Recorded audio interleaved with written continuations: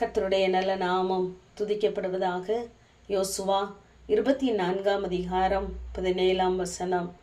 நம்முடைய கண்களுக்கு முன்பாக பெரிய அடையாளங்களை செய்து நாம் நடந்த எல்லா வழியிலும் நாம் கடந்து வந்த எல்லா ஜனங்களுக்குள்ளும் நம்மை காப்பாற்றினவர் நம்முடைய தேவனாகிய கர்த்தர் தாமே என்று யோசுவாவுக்கு ஜனங்கள் பிரதியுத்தரம் சொல்வதாக நாம் வாசிக்கிறோம்.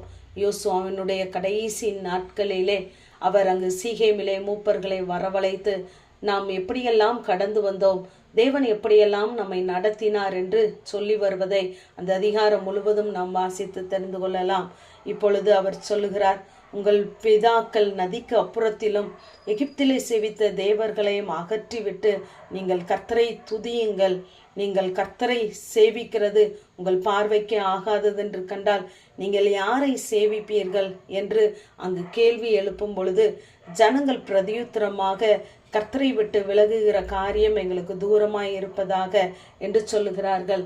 ஏனென்றால் தேவன் அவர்களை எகிப்திலிருந்து வெளியே கொண்டு வருவதற்கு அவர் செய்த அடையாளங்களை எல்லாம் அவர்கள் கண்டு இருக்கிறார்கள். தேவன் கொடுத்த வாக்குத்தத்தங்களை எல்லாம் காதினால் கேள்விப்பட்டு இருக்கிறார்கள். ஆகவே அவர் எங்களை காப்பாற்றினவர் என்று சொல்லி அங்கு சொல்வதாக நாம் வாசிக்கிறோம். நம்முடைய வாழ்க்கையிலும் நாமும் கூட தேவன் எத்தனையோ வாக்குத்தத்தங்களை நமக்கு தந்திருப்பார். அவைகளை தேவன் அடையாளங்களினாலே உறுதிப்படுத்தி இருப்பார். அதை நாம் எண்ணி பார்ப்போம். இப்பொழுதும் தேவ சமூகத்திலே கர்த்தருடைய வார்த்தையை வாக்குத்தத்தங்களை பெற்றிருப்பீர்களானால் கர்த்தாவே அதை நிறைவேற்றுவதற்கு ஒரு அடையாளத்தை காண்பித்தரலும் என்று சொல்லி நாம் கேட்பது அவசியமாகவே இருக்கிறது. அப்படி நாம் கேட்கும் பொழுது நாம் காதினால் கேள்விப்பட்டதை கண் காணும்படியாய் உதவி செய்கிற நல்ல தேவன் நம்மோடு கூட இருக்கிறார். சங்கீதக்காரன் சொல்லும் பொழுது, நீர் எனக்கு துணை செய்து என்னை தேற்றுகிறதை என் பகுஞன் கண்டு வெட்கப்படும்படிக்கு எனக்கு அனுகூலமாக ஒரு அடையாளத்தை காண்பித்தரலும் என்று சொல்லுகிறார். ஆகவே இந்த அடையாளம் என்பது தேவன் நமக்கு நிச்சயமாகவே செய்வார் அல்லது தீவிரமாய் நிறைவேற்ற போகிறார் கர்த்தர் தம்முடைய வார்த்தையை என்பதற்கு அடையாளமாக இந்த அடையாளம் கொடுக்கப்படுகிறது. இங்கு 1 ராஜாக்கள்லே நாம் பார்க்கும் பொழுது 17ஆம் அதிகாரத்திலே எலியா சொல்லுகிறார், ஆகாபை பார்த்து, என்னுடைய வாக்கின்படியே அன்றி இந்த தேசத்திலே பனியும் பெய்யாது மழையும் பெய்வதில்லை என்று சொல்லுகிறார்.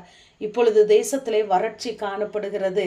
இங்கு 18ஆம் அதிகாரம் முடிவிலே நாம் பார்க்கும் பொழுது எலியா ஆகாபை பார்த்து சொல்லுகிறார், நீர் போய் போஜனம் பண்ணும், பெருமழையின் இரைச்சல் கேட்கப்படுகிறது என்று சொல்லுகிறார்.